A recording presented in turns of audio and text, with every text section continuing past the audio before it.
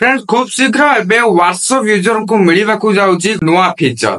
WhatsApp एबे समस्त user को रोल आउट कर देबो तार नुआ फीचर समस्त को मिली जीवो से नुआ फीचर।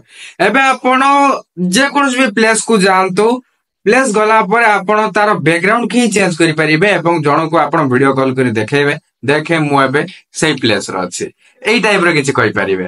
ता सहित गुडा सारा फिल्टर आसी जीवो आपण वीडियो कॉल टाइम रे फिल्टर चेंज करि परिबे। वास्तव वीडियो कॉल रे ही आपण को फीचर मिलिया को जाउची ताहला गोटे फिल्टर आ गोटे हला बैकग्राउंड चेंज।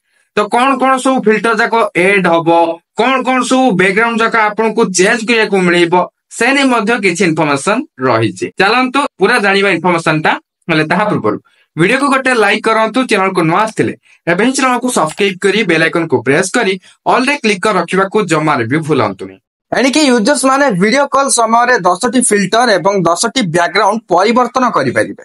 फिल्टर ऑप्शन रे warm black and white light leak dreamy prism light vintage TV frosted glass एवं डुओ टोन रहिछि। सेही भली बैकग्राउंड ऑप्शन रे blur living room office cafe pebbles foodie smooth beach sunset celebration एवं forest option रही।